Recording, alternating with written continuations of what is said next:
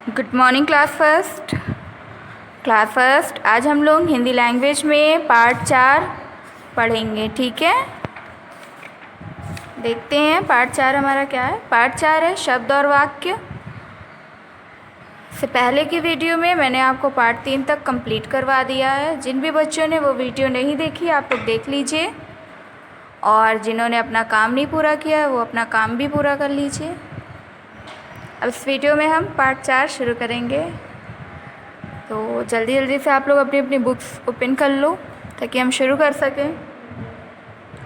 Part 4 हमारा है शब्द और वाक्य। ठीक है, वर्ड एंड सेंटेंस। तो देखिए यहाँ पर कुछ शब्द लिखे हुए हैं, है ना, पढ़िए। जल, नग, बटन, कमर, शलजम, अदरक। फिर उसके बाद देखो ऊपर दिए गए शब्द वर्णों के मेल से बने हैं, यानी कि यहाँ पर जो एक एक वर्ण है इनको मिला करके क्या बनाया गया, इनको मिला करके एक शब्द बनाया गया है जिसका कोई ना कोई अर्थ निकल रहा है। ठीक है, शब्द वर्णों के सही मेल से बनते हैं। प्रत्येक शब्द का कोई अर्थ होता है, यानी अगर वर्णों का मेल सही है तो उसका कोई ना कोई अर्थ निकलता है, वो हमारा शब्द कहलाता है। लेकिन वर्णों के मेल से अगर कोई शब्द का अर्थ नहीं निकलता है तो वो क्या होता है, वो निरर्थक शब्द होता है।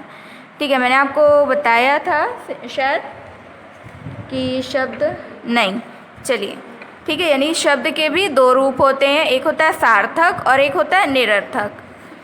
नेक्स्ट पेज देखो, पेज नंबर 18। यदि वर्ण इस प्रकार लिखे जाएं कि उनका कोई अर्थ ना निकले तो उन्हें शब्द नहीं माना जाएगा।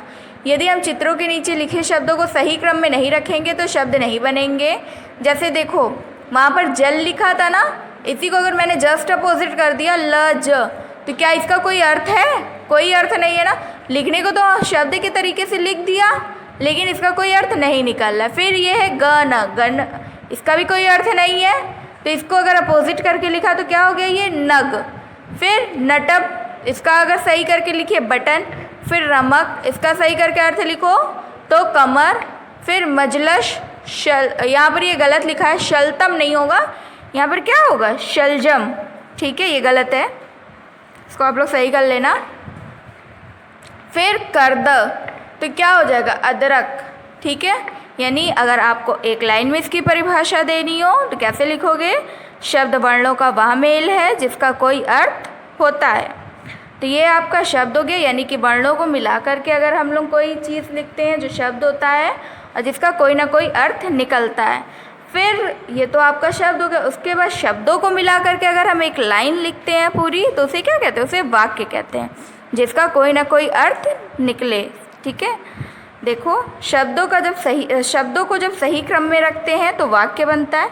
जैसे देखिए ये एक एक शब्द को मिलाया गया है ना, नीता पढ़ती है। ठीक है, तो ये क्या हो गया, नीता पढ़ती है। फिर शुभ विद्यालय जाता है, अगर इसको मिला करके लिख दिया शुभ विद्यालय जाता है।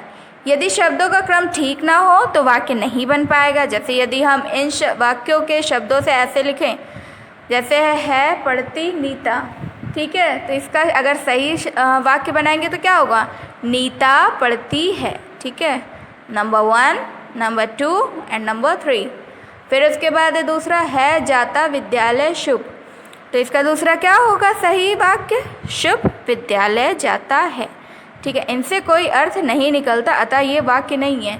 ये जो वाक्य लिखे हैं इनका कोई अर्थ नहीं है, तो ये क्या है, ये निरर्थक है, यानी ये वाक्य नहीं कहलाएंगे। ठीक है, तो समझ लो कि वर्णों का जो सही मेल होता है जिसका कोई अर्थ निकलता है उसे शब्द कहते हैं, और शब्दों का जो सही मेल होता है जिसका कोई अर्थ निकलता है उसे वाक्य कहते हैं। तो आपके चैप्टर में सिर्फ यही था, शब्द और वाक्य।